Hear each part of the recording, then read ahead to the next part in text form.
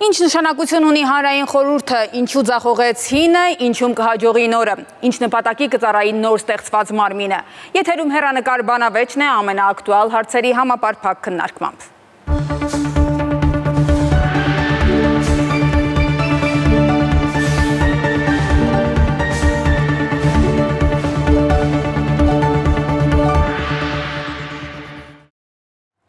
Այս շաբաթ հանրային նոր խորհուրդը սկսեց իր աշխատանքը։ Գործընթացը վերջնականացավ խորհրդի նախագահի նշանակմամբ։ Այս կառույցը ստեղծվեց 2008-ին, բայց ավելի քան 3 տարի այն գրեթե չէր գործում։ Կառավարությունը որոշեց ցրել խորհրդի 5 կազմը եւ նորը ձևավորել, նոր գործառույթով։ Բայց արդյոք անհրաժեշտ է հանրային նման կառույցի գործունեությունը եւ ինչու։ Այս եւ այլ հարցեր այսօր կքննարկենք հանրային խորհրդի արդեն նախկին ու նոր անդամներ Վազգեն Սաֆարյանի եւ Ռուբեն Բաբայանի հետ։ Շնորհակալություն պարոնայք մեր հրավերը ընդունելու համար։ Մինչ քննարկումը սկսելը ես առաջարկում եմ դիտել մի տեսանյութ։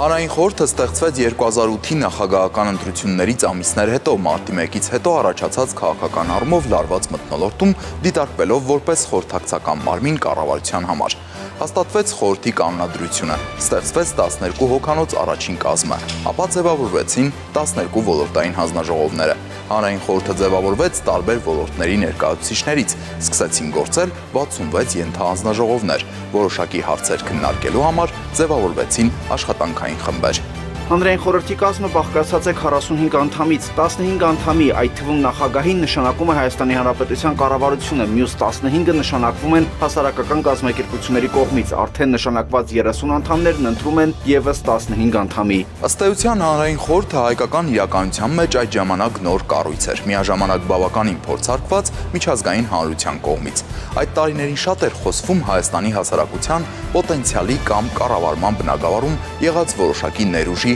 ոչ ճիշտ օգտագործման, ժողովուրդ իշխանություններ բևեռվածության եւ այլ խնդիրների մասին։ Ուստի հանրային խորհրդի ձևավորումը որոշակի շանսեր ու հնարավորություններ էր տալու այդ խնդիրները լուծելու, ապահովելով պետական իշխանության եւ քաղաքասարակության միջև կապը։ Թեև հանրային խորհուրդը սահմանադրությամբ ուղիղ չի սահմանվում որպես կառույց, բայց դրա ստեղծումը եւ գործունեության իրավական հիմքը բխում են հենց սահմանադրական նորմերից, որոնք վերաբերում են ժողովրդավարությանը, հասարակության մասնակցությանը եւ մարդու իրավունքներին։ Հիմնադրումից մինչև 2019 թվականը հանրային խորհուրդը ղեկավարում էր Վազգեն Մանուկյանը, բայց 2018-ին ձևավորված նոր իշխանությունների եւ հանրային խորհրդի տևական հակասություններից հետո խորհրդի նախագահ Վազգեն Մանուկյանը հեռացավ։ Ցավոք իշխանությունները գնացին այլ ուղղությամբ եւ այսօր մեր երկրում ձևավորվել է անվստահության եւ ատելության աննախադեպ աստիճանի մթնոլորտ, տեղի է ունեցել հասարակական այնպիսի պառակտում, ինչպիսին երբեք չի եղել։ Վազգեն Մանուկյանին փոխարինեց Ստյոպա Սաֆարյանը, խոսելով խորհրդում ստեղծված ճգնաժամի մասին, նա նշում էր, որ պատերազմից հետո կառույցի որոշ անդամներ սահմանադրական մարմինը ցանկանում էին ներքաշել քաղաքական գործընթացներում։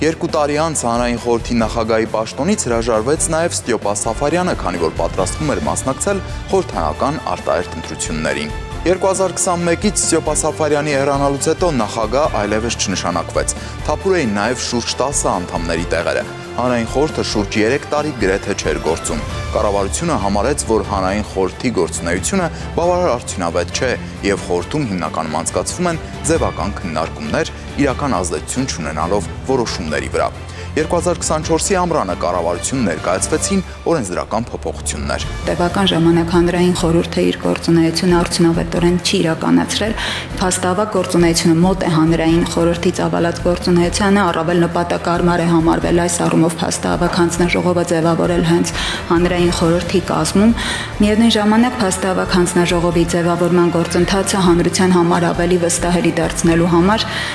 օրենքի ուժով հանրային խորհրդի գործող կազմը ներկայումս գործող կազմը ցրվելու է եւ ձևավորվելու է նոր խորհուրդ, որն էլ իր հերթին կձևավորի հանձնաժողովը։ Օրենքն ուժի մեջ մտնելուց 2 ամսյա ժամկետ է նախատեսվում նոր հանրային խորհուրդ ձևավորելու համար։ Այո, սա եւ քաղաքական հանձնառություն է եւ անհրաժեշտություն, բայց ես գիտեմ, որ նաեւ կլինեն քննադատություններ, որ սա ուշացած որոշում է եւ այդ քննադատությունը ոչ օբյեկտիվ անվանել դժվար կլինի։ Այս ընթացքում մենք փաստահավաք գործառույթ ունենալու քաղաքական կամքի հետ որևէ խնդիր չենք ունեցել, բայց այս վերջին 6 տարիների ընթացքում անդադ քննարկվել է եւ ամեն անգամ ինստիտուցիոնալ բնույթի խնդիրներ են եղել։ Գործադիրի հավանությունից հետո համապատասխան փոփոխությունը ընդունեց նաև օրենսդիրը, իսկ թե ինչ էր ենթադրում փաստահավաք խմբի ստեղծումը 2024-ի դեկտեմբերին ազգային ժողովում անդրադարձավ Արդարադատության մեկ այլ փոխնախարար Տիգրան Դադունցը։ Այս հանձնաժողովի հիմնական գործունեությունն ուղղված է լինելու Հայաստանի Հանրապետությունում վերջին 30 տարվա ընթացքում որոշակի ոլորտներում մարդու իրավունքների հիմնարար եւ բարբերական խախտումների բացահայտման ուղղությամբ փաստահավաք գործունեություն իրականացնելուն եւ դրանց վերաբերյալ փաստահավաք զեկույց կազմելուն։ Զեկույցում պետք է բացահայտվեն նման խախտումների համակարգային պատճառները, առաջարկություններ ներկայացվեն նման խախտումները կանխարգելելու կամ հետևանքներ վերացնելու համար եւ խախտումներից տուժած անձանց իրավունքները վերականգնելու կամ ճանաչելու ուղղությամբ։ Շաբաթներ առաջ արդեն հայտնի դարձան Հանրային խորհրդի նոր անդամների մի մասի անունները։ Խորհրդի կազմի ձևավորումը վերջնական դարձավ նախագահի նշանակմամբ։ Կառավարության 2025 թվականի ապրիլի 9-ի որոշմամբ Հանրային խորհրդի նախագահ է նշանակվել Արայիկ Խզմալյանը։ 2025 թվականի ապրիլի 10-ից Հանրային խորհուրդը համարվում է կազմավորված։ Հանրային խորհրդի նոր նախագահը ղեկավարելու է խորհրդի 45 հոգանոց կազմը։ Արա Խզմալյանը նաև Մատենադարանի տնօրենն է։ Այ հասարակությունում հետևյալ հարցն է միշտ առաջ գալիս. եթե կան տարբեր պետական մարմինները, ապա ինչու է անհրաժեշտ ունենալ հանրային խորհուրդ կամ արդյոք անհրաժեշտ է դա ունենալ։ Հիմա հին ու նոր անդամներին ես այդ հարցն եմ հողում։ Պարոն Սաֆարյան, ձեզնից սկսենք։ Հանրային խորհրդի ստեղծումը իհարկե ժամանակի պահանջ էր եւ անհրաժեշտություն էր, որտեղ ձևավորվում էր քաղաքասարակություն, իսկ քաղաքասարակության եւ կառավարության փոխհարաբերությունները պետք է ինչ-որ կերպ փոխհարաբերվեին։ Դրա համար ստեղծվեց հանրային խորհուրդը եւ այն ուներ 12 հանձնաժողով, ոլորտային հանձնաժողովներ էին։ Ես այդ հանձնաժողովներից մեկն եմ գլխավորը, ֆինանսատնտեսական եւ բյուջետային հարցերի հանձնաժողով։ Մեր հանձնաժողովում այն ժամանակ 300 անդամներ էին ընդգրկված եւ նրանք ներկայացնում են մեր տնտեսության գրեթե բոլոր ոլորտները, որոնք առնչվում էին ֆինանսների, տնտեսության, հարկային քաղաքականության, արդյունաբերության եւ այլ ոլորտների հետ։ Մենք 6 նախարարությունների հետ աշխատում ենք եւ Մենք դեռ աշխատանքին կանդրադառնանք, պարոն Բաբայան, ձեզ էլ լսենք, ինչու է անհրաժեշտ հանրային խորհուրդը, եթե կան մյուս մարմիններ։ Այն մյուս օղակները, որ ասացիք, դրանք հիմնականում գործադիր մարմիններ են, որոնք եւ որոշումներ են կայացնում եւ կրում են այդ որոշումների ամբողջ պատասխանատվությունը։ Հանրային խորհուրդը իր էությունով հասարակական կազմակերպություն է եւ կառավարությանը կից խորհրդակցական մարմին է։ Ես կարծում եմ, որ հանրային խորհրդի ամենադեպս իմ կարծիքով գործունեությունը կլինի էքսպերտային գնահատական տալ այն որոշումներին, որը կայացնում է կառավարությունը, օրենսդրական եւ ենթաօրենսդրական ակտեր, որտեղ մենք ամենադեպս կարծում եմ մեր առավելևս վերջի տարիների կառավարության գործունեության եւ տարբեր նախարարությունների գործունեության արդյունքում տեսնում ենք բազմաթիվ որոշումներ, որոնք ընդունվելուց հետո ենթարկվում են խմբագրման, որոշակի դա նշանակում է, որ իրենք ճիշտ էքսպերտիզա չեն անցել։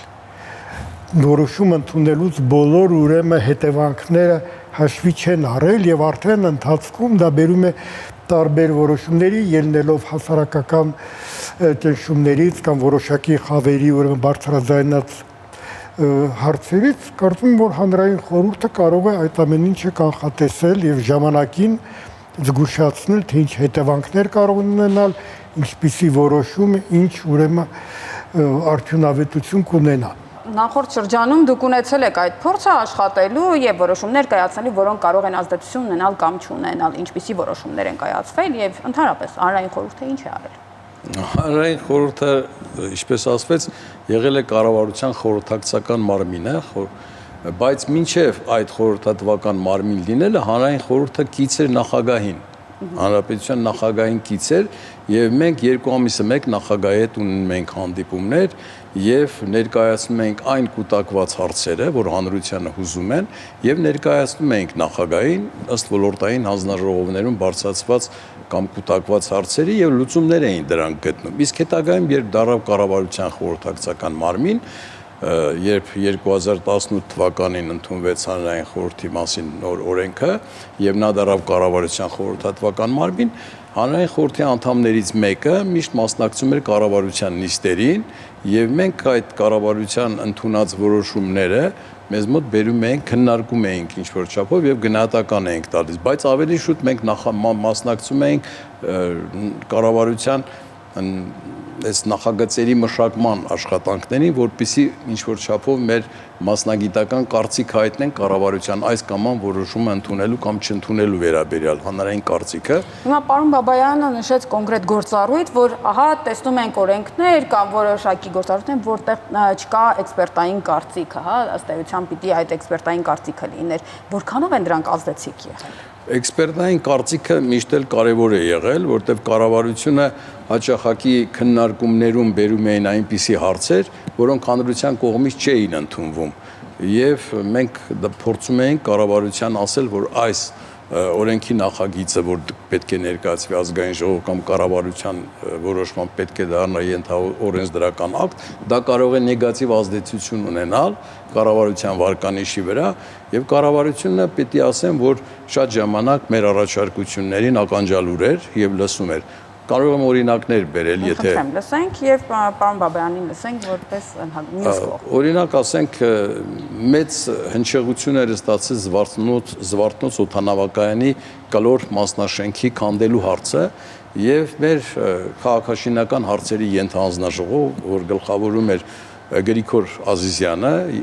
պետական գոսպրոյեկտի դիրեկտորն էր, նրանք այդ հարցը բավականին երկար քննարկել էին իմ մասնակցությամբ նաև եւ ճարտարապետների պալատում էր այդ հարցը քննարկվել եւ եկել էինք այն համոզման, որ այդ շենքը չի կարելի քանդել, դա Վիեննայի ճարտարապետների միջազգային կոնֆերանսում գնահատվել էր որպես սովետական մոդեռնիզմի լավագույն նմուշ եւ չի կարելի դա քանդել։ Եվ մենք կառավարությանը, երբ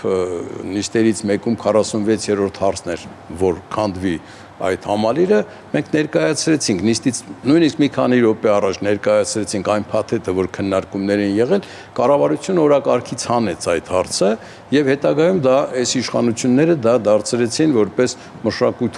մշակութային օբյեկտ առավել նշանակություն ունեցող եւ դա երբեք էլ չի քանդվի։ Սա ասենք որպես մի օրինակ։ Շնորհակալություն, պարոն Բաբայան, հիմա մեկ օրինակ նշեց պարոն Սաֆարյանը, բայց արդյոք հանրային խորհրդի նախորդ կազմի աշխատանք այդ երկար տարիների ընթացքում բավարար էր եւ ինչն էր պակաս։ Անկեղծ ասած, ես չեմ վերապահի այդ իրավունքը տալ գնահատական, որովհետև այդքան խորը չեմ ուսումնասիրել, թե ամբողջ աշխատանքը ինչպես է կատարվել, ես կարող եմ միայն ասել մեր ոլորտի մասին։ Ես նկատում եմ մշակութային ոլորտը։ Եվ այստեղ կարծում եմ շատ կարևոր է ոչ միայն այն աշխատանքը, որը կատարում է հանրային խորհուրդը, այլ ինչքանով կարողանում է դրան արձագանքել կառավարությունը։ Հանրային խորհուրդը իմաստավորվում է այն ժամանակ, երբ կառավարությունը լուրջ է ընդունում այդ կառույցը, այլ ոչ թե օգտագործում է այդ կառույցը, այսպես ասած, իր հեղինակությունը պահպանելու համար, հա, ինչպես դուք ասացիք, որտեղ կարծում եմ դա չպետք է լինի հանրային խորհրդի խնդիրներից մեկը, կառավարության հեղինակությունը։ Կառավարության հեղինակությունը ուրիշ հարցերով է պահվում եւ հաճախակի կառավարությունները եւ ոչ միայն մեր երկրում ընդունում են որոշումներ, որոնք կարող է հանրության կողմից եւ մերժվեն, բայց դա չի նշանակում, որ դրանք սխալ որոշումներ են։ Հանրությունը մի քիչ ավելի կոնսերվատիվ է, մի քիչ ավելի պոպուլիստական հնչեղության բարենին է հակված եւ մենք տեսնում ենք լրիվ հակառակ պատկերը, երբ կառավարությունը կամ իշխանությունը առաջնորդվում է պոպուլիստական հանրությանը հաճո գործունեությամբ, իրականում տուժում է եւ տնտեսությունը եւ ամբողջ պետությունը։ Շատ լավ օրինակ բերեց պարոն Սաֆարյանը Զվարթնոց օդանավակայանի, որտեղ ես էլ եմ ժամանակին ուրեմն բազմիցս արձագանքել, նույնիսկ ունեցել եմ առաջարկություններ, ինչպես կարելի է օգտագործել այդ օբյեկտը, քանի որ ինքը իր ձևով հա նման է անոթաչ սարքերին կոսմիկական եւ այլն առաջարկել է այդտեղ մանկական կենտրոն բացել խաղերի եւ այլն կամ դարձնել դա թանգարան, որտեղ այդ զվարթնոց օդանավակայանը շատ մեծ դեր է կատարել Սպիտակի երկրաշարժի ժամանակ, որպես շնորհակալություն օբյեկտը պահպանվել է, բայց արդյոք պահպանվել է։ Ես կարծում նա քանդվում է, որտեղ եթե ինչ որ բանին չեն հետևում, նա քանդվում է։ Եվ ցավոք սրտի անկախ նրանից կառավարությունը դա համարել է մշակութային, ուրեմն պատմամշակութային օրինակ, թե ոչ, պետք է հետևել։ Եվ կարծում եմ, որ այստեղ միգուցե շատ կարևոր է ոչ թե միայն պահանջներ ներկայացնել հանրային խորհրդի կողմից, այլ նաև տալ առաջարկություններ։ Ինչպես պահպանել, որտեղ պահպանելը դա առաջին քայլն է, շատ կարևոր, բայց կա երկրորդ քայլը, ինչպես պահպանել։ Ինչպես ասենք, թե սեփականաշնորհել ինչ որ ժամանակին արվեց այդ երիտասարդական պալատը, ինչ պայմաններով, այն ինչ որ մենք ունենք այսօր, հա, հանքավայր պարզապես։ Խնդրեմ, Այդ ինչպես պահպանելու մասին մեր ավիացիոն հարցերի ենթահանձնաժողովը ուներ առաջարկություն, այդ հանձնաժողովը ղեկավարում էր Դմիտրի Աթբաշյանը, որը երկար 17 տարի եղել է քաղաքավիացիայի վարչության պետը,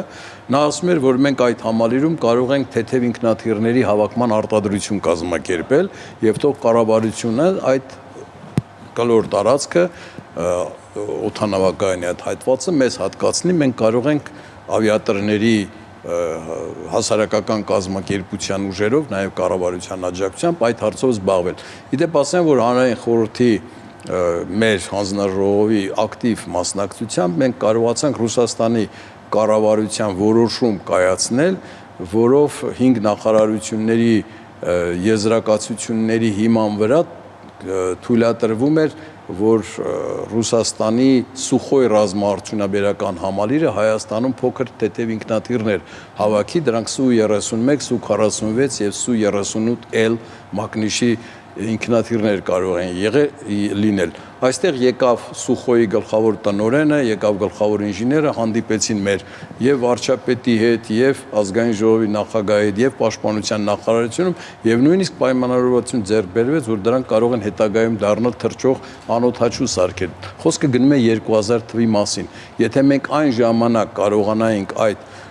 գործառույթը իրականացնել, դուք պատկերացրեք մենք ինչքան 25 տարվա մեջ ինչքան բաներ կհավաքեինք, անօդաչու սարքեր։ Որն է եղել ձախողումների պատճառը, պարոն։ Ձախողումների պատճառը եղել է նա, որ ասենք որոշ պաշտոնատար անձիկ պատշաճ վերաբերմունք չեն ցուցաբերել այդ նախաձեռնություններին։ Օրինակ, ասեմ, որ Սուխոյի գլխավոր տնօրենը Պողոսյան Միխայել Ասլանի եկավ Հայաստան եւ Ռուսաստանի նախագահ Պուտինի ուղեկցությամբ, Պուտինին ուղեկցում էր ինքը, որպեսզի այցը ավելի դրական հնչի, նա եկել էր եւ մեր լրագրողները հարցրել էին, որ մենք լսում ենք, որ փոքր ինքնաթիռներ պիտի հավաքվեն այստեղ, սպորտային եւ ուսումնավարժական ինքնաթիռներ, որոնք կարող են նաեւ օգտագործվել որպես անօդաչու թռչող սարքեր, եւ այդ հարցը Ռուսաստանի նախագահը ասեց գնդակը ձեր դաշտում է գտնվում, մենք որոշում արդեն կայացրել ենք մեր կողմից, բայց ցավոք սրտի այդ, ինչպես ասում են, գործառույթը շարունակվեց, որովհետեւ հավանաբար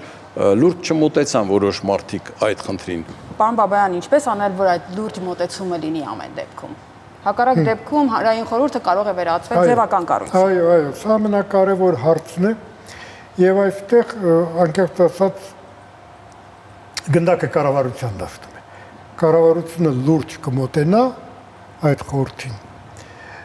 Կլսի, կփորձի օգտագործել այդ խորհուրդները, հաշվի կնստի։ Ուրեմն ինչ որ ձևով կիմաստավորվի հանրային խորհրդի գործունեությունը։ Եթե կառավարությունը վերաբերի սրան զուտ որպես այսպես ասած ձևական մարմին, որի կյանք է մնացել մոտ 1 տարի, որտեղ գիտեք, երբ որ ձևավորվում է նոր կառավարությունը, փաստորեն 26 թվականին դա լինելու է, պետք է լինի նոր նաև հանրային խորհուրդ, ուրեմն մենք պետք է արձանագրենք, որ այս ամենայն դեպս այն հանրային խորհուրդը ես ձեռք եմ պահում գնահատականից անցյալ հանրային խորհրդի, այն հանրային խորհուրդը, որտեղ ես եմ ներգրավել, չիրականացրեց իր գործունեությունը եւ չիրականացրեց իր կարեւորությունը։ Կարեւորությունը, քանի որ ել եմ կրկնում, նա խորհրդակցական մարմին է կառավարությանը։ Իր կարևորությունը կապված է նրանից, թե ինչքանով է լուրջ կառավարությունը վերաբերում այդ մարմնին։ Կլինի շատ լավ, մենք կզգանք դրա արդյունավետությունը։ Գուցե նույնիսկ նաև լինի որոշակի հանրային լուսաբանում նրա, որ այ հանրային խորհրդի գործունեության արդյունքում այս որոշումներ են կայացվել, որոնք արդյունավետ են եղել հանրության եւ պետության համար։ Չի լինի, դե ուրեմն կարծանագրենք, որ սա հերթական ուրեմն անօգուտ կառույցներ, որը ցավոք սրտի չկարողացանք կոչել կյանքի։ 3 տարի փաստացի չէր գործում։ Ես հենց դրան էի ուզում անդրադառնալ, լավ է որ դուք հարցը ինքներդ ուղղորդեցիք։ Այդ ձևակերպումը, որ 3 տարի հանրային խորհուրդ ձևական բնույթ է կրել, ես դրա հետ կտրականապես համաձայն չեմ, որովհետև հանրային խորհուրդը միշտ էլ գործել է, մենք բազմաթիվ նամակներ ենք ուղարկել կառավարություն,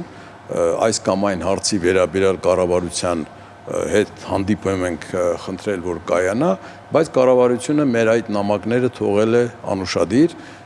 դրանցից մեկը վերաբերում էր Լեռնային Ղարաբաղի արտագաղթած մեր հայրենակիցներին, մենք մեր նախաձեռնությամբ ստեղծեցինք ժամանակավոր հանձնաժողով եւ ինձ էլ նշանակեցին նաեւ այդ ժամանակավոր հանձնաժողովի նախագահ Լեռնային Ղարաբաղի 5 ընկերներ, որ այնտեղի հանրային խորհրդի անդամներ էին, նախագահի ղեկավարությամբ Գրիգորյան Արմենի, մենք ստեղծեցինք այդ հանձնաժողովը եւ ուղարկեցինք նամակ նրանց նախաձեռնությամբ, մեր ուղղորդմամբ նամակ ուղարկվեց հանրային խորհուրդների միջազգային ասոցիացիային, որ այդ ժամանակ գլխավորում էր Ռուսաստանի հանրային խորհրդի նախագահը Միխեևան։ Եվ խնդրեցինք, որ դրա այդ հարցի վերաբերյալ քննարկում կազմակերպեն միջազգային ատյաններում, նա խոստացավ այդ բան անել, բայց նոյեմբերի 1-ին նրանց լիազորությունները Ռուսաստանի դադարեցվեցին, բայց նա իր խոստումը կատարեց եւ Ռուսաստանում կայացվեց երկխոսության մի գեղեցիկ հարթակ ստեղծվեց պրեզիդենտ հոթել հյուրանոցում հայ-ռուսական ֆորում եւ այդ ֆորումի ժամանակ մեր հայ շատ ճանաչված մարդիկ, այդ թվում նաեւ Նորատ Տեր Գրիգորյանը խոսեցին Հայաստանի եւ Ռուսաստանի հարաբերությունների մասին, այս իրավիճակի մասին, ինչու արտագաղթեցին այնտեղից հայերը եւ ինչ պիտի անել, որպեսզի նրանք վերադառնան։ Մենք մի նամակ էլ ուղղել ենք ՄԱԿ-ին, բայց ՄԱԿ-ից դեռ արձագանք չենք ստացել։ Այնպես որ դա արվել է 23 թվականին։ Դա չի եղել, ես որ ասում եմ 3 տարի չի աշխատել, այդպես չի, հանրային խորհուրդը միշտ էլ աշխատել է եւ մինչեւ վերջին օրն էլ մեր հանձնաժողովը եւ ոչ միայն մեր, մյուս հանձնաժողովն էլ իրենց արժեվ դրած խնդիրները փորձել են լուծել, փորձել են քննարկել։ Պարոն Բաբայան, այս կարգի գործողությունները արդյոք բավարար են հանրային խորհուրդը առավել կենսունակ պահելու համար։ Ուզում եմ էլի վերադառնալ ինչից սկսեցինք։ Խորհրդակցական մարմին է։ Կառավարությունը նշանակում է առաջի 15 հոգուն, կառավարությունն է նշանակում։ Կառավարությունը նշանակում է նախագահին։ Ուրեմն կառավարությունը նաև կրում է պատասխանատվություն իր պատասխանատվության վերաբերյալ։ Որտեղ եթե դու նշանակել ես այս մարդկանց, տվել ես այդ մարդկանց լիազորություն, որպեսզի նրանք ընտրեն մնացած մարդկանց, նշանակել ես նախագահին ու հաշվի չես նստում այդ հանրային խորհրդի հետ, դու իրականում հաշվի չես նստում ինքդ քո հետ։ Այդպես է ստացվում, չէ՞ տրամաբանորեն։ Ես կարծում եմ, որ բոլոր դեպքերում հանրային խորհրդի արդյունավետությունը պետք է երևա կառավարության աշխատանքի արդյունավետությունով, որտեղ սա հասարակական մարմին է, եւ հասարակական մարմինը կարող է հարց բարձրացնել, բայց չի կարող այդ հարցը լուծել։ Գուցե ցույց տա ճանապարհ, գուցե օժանդակի, բայց երբեք այդ հարցը չի լուծում։ Սա բնական է։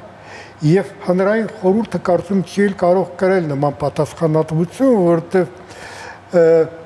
իրավունքները եւ պատասխանատվությունը միասին են ձուլված։ Եվ եթե դու չունես իրավունք հարցը լուծելու, դու չես կարող կրել նաեւ պատասխանատվություն, որ այդ հարցը չի լուծվել, եւ հակառակը։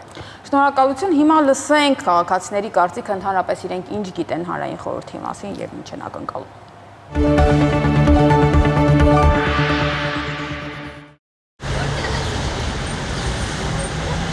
Առայժմ ոչ մի դեր չունի, անիմաստ է։ Հանրային խորհուրդով է, ազգային ժողովը։ Բայց Ես չգիտեմ դա ինչ է։ Չի գործը այդ։ Իրանց օգտին է գործը, հասկանում եք ոնց է։ Հիմի չգիտեմ, այդ նոր է միանշանակել են։ Չգիտեմ։ Չէ, լավ բան չեմ սպասում ես ոչ մի բանից։ Զրոյական։ Մի ժամանակ որ նոր Սաֆարյան բան որ կային, նորմալ էր։ Կապը լինի հասարակության եւ պետության։ Հա, բայց կա այդ կապը։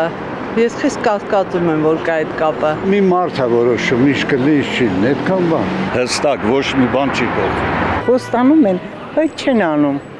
Ուղղակի դա մեզ անհանգստացնում է։ Հանրային խորհուրդ մասին ասել եմ։ Ոչ, չէ, չգիտեմ։ Այս բան մինչև այս հասարակություն չակերտավորը դառնա ոչ չակերտավոր, այդ տեսակ բաները կազմակերպություններ պետք չեն։ Հանրային խորհուրդ չէ, չգիտեմ։ Ես տեղյակ չեմ։ Հանրային խորհուրդ, ինչ են անում։ Ոչինչ։ Ոչ ոք ոչինչ չի անում։ Կա միայն փորացավով, փողացավով տառապողների ամբոխ։ Յուրաքանչյուրիս իրավունքը վերջանում է այնտեղ, որտեղ սկսում ենք ոտնահարել ուրիշի իրավունքը։ Այ եթե այդ սկզբունքով առաջնորդվեն, ինձ թվում է լավ կլինի։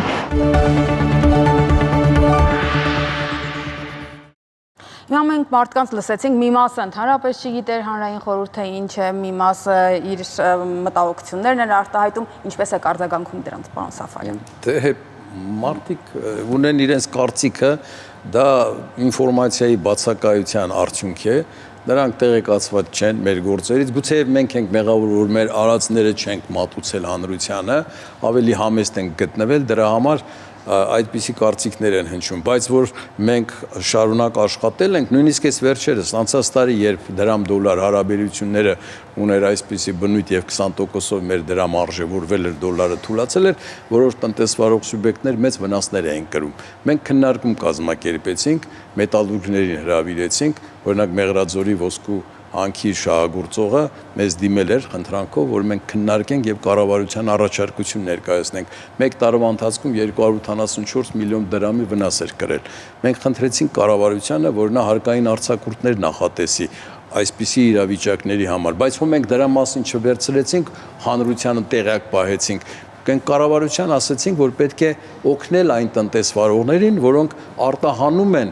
միջազգային շուկայում ապրանքի գինը չի փոխվում կոնկրետ ոսկու գինը, բայց բերում են, փոխում են տարադրամի հետ եւ ավելի քիչ դրամներ են հավաքում։ Իսկ իրենք աշխատավարձ են տալիս դրամով։ Մենք այդ մարդկանց ոչ էինք գալու եւ ասենք, գիտեք ինչ, այսպիսի հարց են քննարկել։ Ղարաբաղից բերել էին 150-ից ավել կարծեմ խալիներ Շուշիից։ Այդ խալիները չգիտեին որտեղ պահեն եւ ձեր գոլեգաներից մեկը թանգարանում պահում էին դա եւ Մարկ Գրիգորյանը եւ հետո ասել էր եկեք հանեք տարեք մենք մեծ քննարկում կազմակերպեցինք Վահան Եղիազարյանի գլխավորած ենթահանձնաժողովում քննարկեցինք այդ հարցերը, հրավիրեցինք մշակութային գործիչների եւ այլն եւ որոշեցինք խնդրանքով դիմել կառավարությանը, որ այդ խալիները ի պահ վերցնեն եւ ստեղծեն նաեւ գորգերի թանգարան։ Այնպես որ մենք շատ հարցեր ենք, եթե դուք ինչ ժամանակ տրամադրեք, ես կարդամ թե ինչ հարցեր են քննարկել ընդհանրապես։ Այս պահին չունենք, բայց եթերից հետո անպայման խոստանում եմ լսել ձեզ։ Պարոն Բաբայան, հանրությունը պիտի տեղեկացված լինի հանրային խորհրդի գործունեության մասին, թե չէ։ Միանշանակ, եթե նա հանրային խորհուրդ անվանումն է կոչվում, ով պետք է տեղեկացված լինի, թե ոչ հանրությունը։ Հանրության ձայնը միշտ պետք է լսել։ Միանշանակ, բայց դա չի նշանակում, որ պետք է ուրեմն առաջնորդվել միայն այդ ձայնով։ Պարոն Սաֆարյանը բերեց բազմաթիվ օրինակներ իրենց գործունեության, ես կարծում եմ, որ իսկապես կա երևի անհրաժեշտություն, որպեսզի հանրությունը տեղեկացված լինի այդ ամեն ինչի մասին, որտեղ անձամբ ես, ասեմ, մեր ոլորտի վերաբերյալ, ես չեմ խառնվում ուրիշ ոլորտները, չեմ տեսել արդյունավետ աշխատանք։ Ոչ միայն հանրային խորհրդի կողմից, նաև կառավարության կողմից։ Բազմաթիվ օրենքներ չեն ընդունվել, ամենակարևորը, որոնք պետք է նպաստեին մշակույթի զարգացմանը, մեքենասության մասին օրենքը, որը գործում է բոլոր առաջադեմ երկրներում, պահպանվում էր հին համակարգը մենակ առանց առանց նախկին ձևերի դա էլ չի կարելի, չէ՞, ժամանակը շարժում է առաջ եւ պահանջում է նոր ձևեր։ Մի խոսքով, ես կարծում եմ, որ եթե նոր հանրային խորհուրդը արդյունավետ աշխատի, նա պետք է անպայման բարձրաձայնի այդ աշխատանքը, որպեսզի հանրությունը ծանոթանա։ Միգուցե դա այդքան էլ հետաքրքիր չի։ Էլ ուզում եմ համաձայնվել պարոն Սաֆարյանի հետ, ու ամեն մեկին չես բացատրի, թե դոլարի ու դրամի ուրեմն հարաբերությունները ինչ ազդեցություն կարող են ունենալ այս կամ այն ոլորտի վրա։ Բայց բոլոր դեպքերում կարծում եմ, որ նաև կա որոշակի նիհիլիզմ։ Մերժել միանգամից ուզած կառույց։ Առանց խորանալու, ինչքանով է նա օգտակար, ինչն է արել, ինչն է դրական, ինչն է բացասական, որտեղ կարծես թե հանրության մեջ եւ դա վաղուց եղել, դա նոր խնդրեմ չի, մերժելով դու արժևորում ես քո կարծիքը։ Բայց իրականում այդպես չէ։ Մենք ունեցել ենք բազմաթիվ եւ դրական եւ բացասական կողմեր այս անկախության ամբողջ շրջանում եւ երբ որ մենք միանշանակ մերժում ենք, ասենք թե ինչ-որ մի ժամանակաշրջան եւ ընդունում ենք մյուսը, մենք այստեղ օբյեկտիվ չենք։ Կյանքը այդպեսին չի լինում։ Կյանքը չի լինում միայն սև կամ սպիտակ։ Ես կարծում եմ Աստված տա իհարկե եւ թող արդյունավետ աշխատի հանրային խորհուրդը եւ թող կառավարությունը փորձի ուրեմն իսկապես համագործակցել եւ մենք էլ փորձենք բարձրաձայնել այդ ամեն ինչը։ Կլինի շատ լավ, չի լինի կգա նոր հանրային խորհուրդ, որը գուցե մի քիչ ավելի լավ կարողանա իրականացնել։ Պարոն Սաֆարյան, պարոն Բաբայանը նշեց կոնկրետ իրենց ոլորտում անարդյունավետ գործունեության մասին հանրային խորհրդի դուք որպես հնաբնակ հանրային խորհրդում ինչպես եք ընդհանուր առմամբ գնահատում։ Միայն ձեր Ես գնահատում եմ, որ հանրային խորհուրդը բավական արդյունավետ է գործել, օրինակ միայն այն հանգամանքը, որ մեր առաջարկությամբ կառավարությունը ընդունեց արդյունաբերության զարգացման հայեցակարգ, դա մեծ այսպես սեղաշրջում էր այս իրողության մեջ, երբ մերժվում էր արդյունաբերության մասին, պետության աջակցության մասին խոսելը, բայց ի պատիվ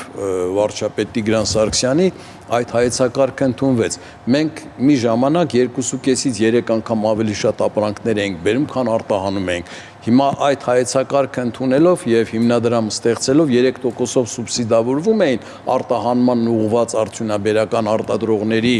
վարկերը, բանկա 3%-ով զեղչում են։ Եվ այսօր մենք ունենք մի իրավիճակ, երբ մեր արտահանման ծավալները բավականին մեծացել են։ Օրինակ անցած տարվա տվյալներով մենք մոտարավետ 1.3 անգամ է մեր արտահանումը զիջում ներմուծմանը։ Դուք պատկերացնում եք, մենք 17 միլիարդ դոլարի ապրանքներ ենք ներմուծել, բայց 12 միլիարդ դոլարի էլ արտահանել ենք։ Սա մեկ ոլորտ է, բայց ընդհանուր առմամբ հանրային խորհուրդը մեծ կազմով քննարկում էր տարբեր հարցեր, այդ թվում նաև մշակույթին վերաբերող։ Ընդհանուր առմամբ ինչպես եք դիտարկում։ Ընդհանուր առմամբ ես գտնում եմ, որ հանրային խորհրդի բարձրացած բոլոր հարցերը, նախ ասեմ, որ այդ հանրային խորհրդում շատ ճանաչված մարդիկ կային։ Նկարները ցույց տվեցիք Վլադիմիր Մովսիսյան, Էմիլ Գաբրիելյան, շատ ճանաչված մարդիկ են, Սոս Արտաշեսովիչ, որ միշտ մշակութային հարցերով խոսում էր, բոլորն էլ իրենց ներդրումը բերել են եւ հանրային խորհուրդը իր ուժերի ներածին չափ կարողացել է քաղաքացիական հասարակության զարգացմանը նպաստ բերել։ Այն, որ 2000 հոգի էր հանրային խորհրդում որպես հանձնաժողովներում ձևավորված մարդիկ եւ նրանք իրենց հուզող հարցերը այն հասարակական կազմակերպությունները, որ իրենք ներկայացնում էին, այդ հարցերը բերում էին հանրային խորհուրդ եւ դրանք քննարկում են։ Մենք երևի մի 50 տեսակի հարցեր ենք քննարկել, պղնձած ձուլարան կառուցելու, ատոմակայանի նոր էներգաբլոկի ընտրության հարցը։ Մենք նույնիսկ կազմակերպեցինք մեր ատոմային էներգետիկայի վետերանների խորհրդի նախագահ Սուրեն Ազատյանը հրավիրեց 15 երկրների ատոմային էներգետիկայի վետերաններին եւ ատոմակայանում կոնֆերանս անցկացվեց Երևանում նոր ատոմակայանի նոր բլոկի տեղակայման հարցը, որտեղ 2036 թվականին մեր ատոմակայանի ռեսուրսը սպառվելու է, նոր ատոմակայան պիտի այդ մոդելի ընտրման հարցը նոր ատոմակայանի մենք քննարկել ենք այդ մասին, բայց մեր հեռուստադիտողները ցավոք սրտի այդ մասին չգիտեն։ Հիմա շատ հաճախ մարդիկ քննարկումները կարող են լինել, գործընթաց է լինել, բայց արդյունքներն են մարդիկ ուզում։ Դա է հարցը, որ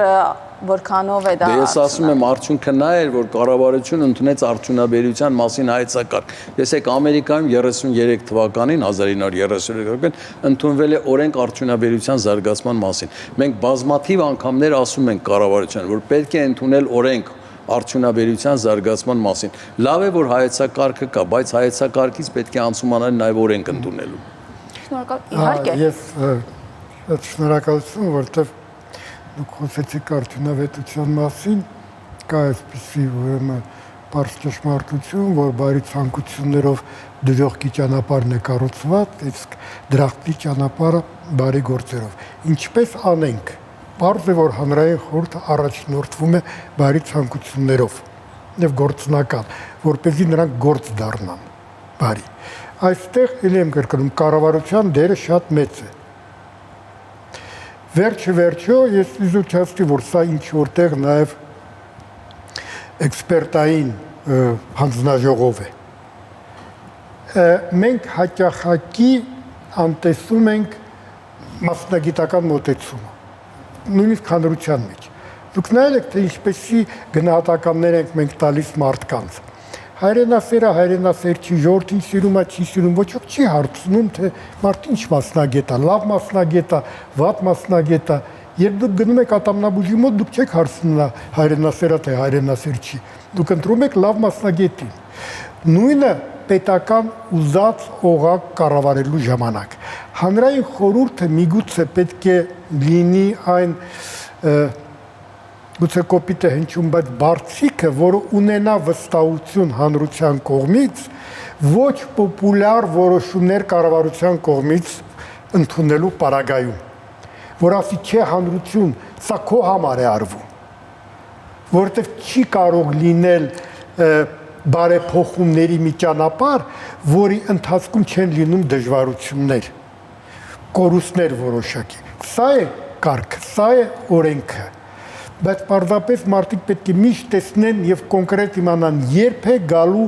այն արդյունավետ ժամանակը, երբ որ մենք կտեսնենք այս զրկանքների պտուղը, ոչ թե կերակրենք մարդկանց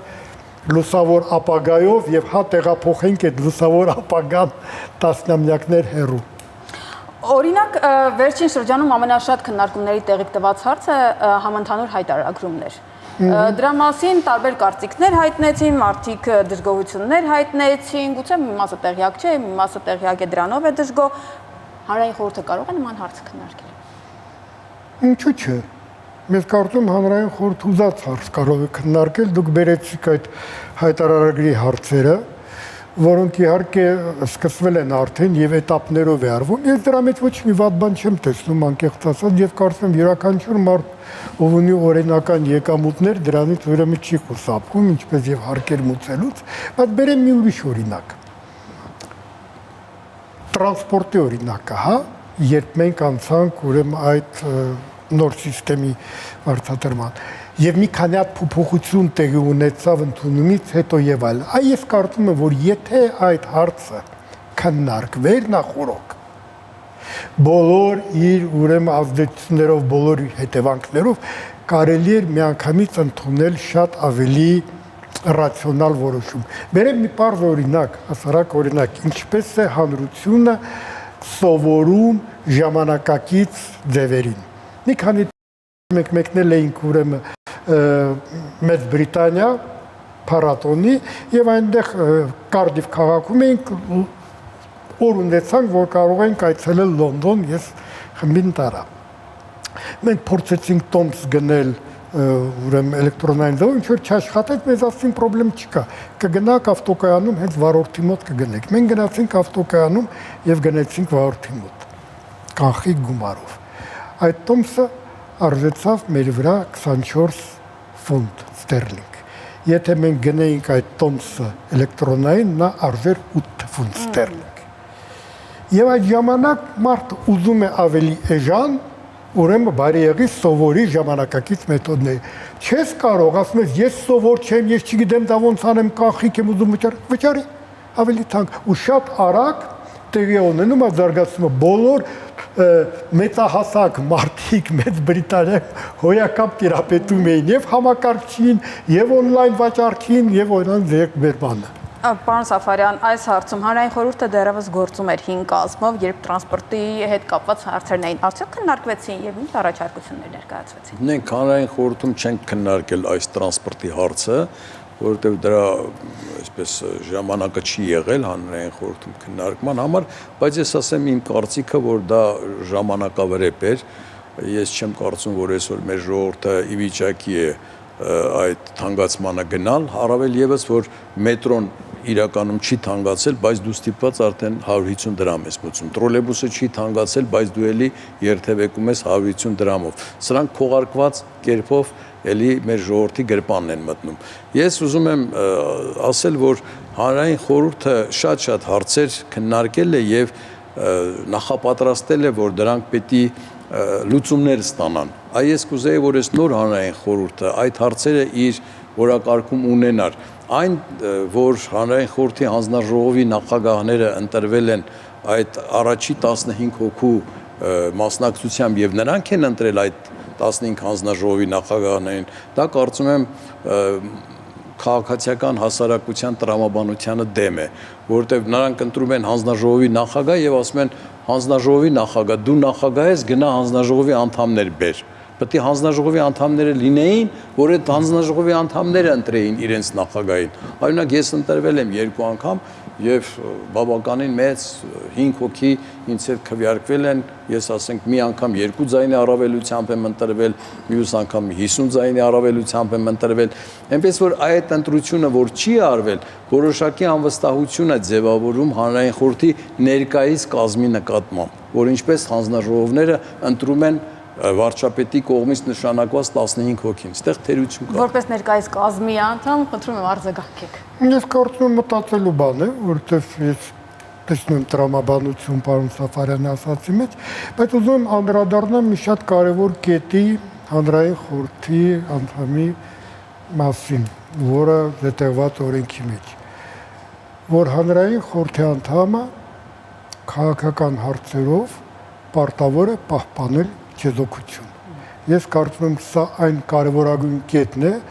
որ կապահովի որոշակի վստահություն։ Մեր կյանքը ցավոք սրտի չափից ավելի քաղաքականացված է։ Մենք յուրաքանչյուր իրադարձությանը կամ յուրաքանչյուր երևույթին նայում ենք քաղաքական տեսակետից։ Իշխանությունը, ընդդիմությունը, սասրամարա, մենք չենք քննարկում բունեությունը, բուն կարևորությունը, մենք միանգամից դրան կպցնում ենք քաղաքական պիտակներ։ Կարողանանք խուսափել դրանից շատ լավ կլինի։ Ինչ վերաբերում է հանձնաժողովներին։ Ես անկեղծ ասած չգիտեմ, քանի հոգանոց են այդ հանձնաժողովները։ 15 հանձնաժողովներ պետք է։ 15 հանձնաժողովներ կան, բայց քանի մարդ են գրկվելու այնտեղ, հրավիրելու։ Ես կարծում եմ, ինչքան քիչ լինի քանակ, այդքան ավելի արդյունավետ կլինի աշխատանքը։ Կյանքը ցույց է տալիս, որ երբ որ մեծ քանակությամբ մարդկանցով է քննարկում որևէ հարց, դա դառնում է ավելի շատ խոսելու տեղ, հնարավորություն, ամբիոն, այլ ոչ թե գործնական քննարկում։ Եվ եւս մի բան, կարծում եմ, որ հանձնաժողովի աշխատանքները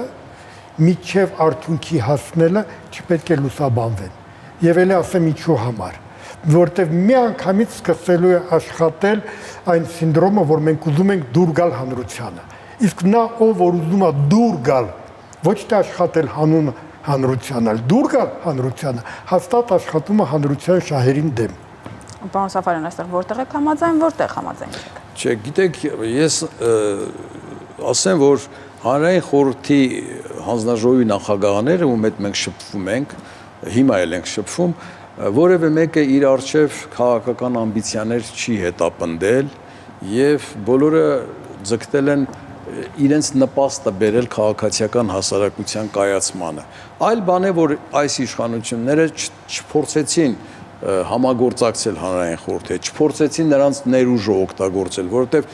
պատկերացրեք, որ մի քանի 100 հասարակական կազմակերպություններ իրենց ներկայացուցիչներին ուղարկել են հանրային խորհուրդ եւ այդ մարդիկ էլ բերում են առաջարկություններ հանրությանը հուզող եւ այդ հարցերը քննարկում են, ներկայացում են վարչապետին եւ ոչ մի արձագանք։ այդ խնդիրները բարձրացնելու համար լուծում տալու ճանապարհին։ Եվ սա է, որ ասենք որոշակի ապաթիա է առաջացնում հասարակության մեջ հանրային խորհրդի նկատմամբ, որտեղ երբ որ փոխադարձ համագործակցություն չկա, փոխվստահություն չկա, եւ այդ քաղաքացիական հասարակությունը մի տեսակ աղճատվում է։ Ես չեմ կարծում, որ այսօրվա իշխանությունները պիտի փոխեն իրենց վարքագիծը, իրենց վարվեցողությունը հանրային խորհրդի նկատմամբ։ Կարծում եմ կփոխեն, որտեղ արդեն իրենց ձևավորած։ Չնայած նախորդ հանրային խորհուրդն էլ էր այս վարչապետը ձևավորել, բայց նա մի տեսակ չցանկացավ աշխատել հատկապես վերջի մի քանի տարիներին։ Ինչ հիշի հերոստատիտողը ձեր խոսքերից մեկ նախադասությամբ։ Հա? Ինչ հիշի հերոստատիտողը ձեր խոսքերից մեկ նախադասությամբ։ Հերոստատողը պիտի որ իմ ասացից հետևություն անի, որ հանրային խորհուրդը աշխատել է եւ շատ հարցեր է բարձրացրել, որոնք գտնվում են, որոնց մի մասը լուծվել են, մի մասը դեռ լուծման ընթացքում են։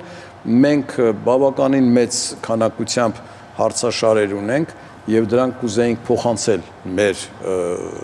մեզնից հետո եկող հանրային խորհրդին, որ նրանք օգտագործեին այդ հարցերը լուծում տալու համար։ Թեև ասեմ, որ ես որպես ապրանք արտադրողների միության նախագահ այդ հարցերը փորձելու եմ կառավարության հետ, նախարարությունների հետ լուծումներ գտնել եւ դրանով երկիրը շարժել առաջ։ Շնորհակալություն։ Ինչ հիշի հերոստատիտողը ձեր խոսքերից։ Ես պարզապես ուզում եմ մի փոքր ճշտում մտցնել պարոն Սաֆարյանի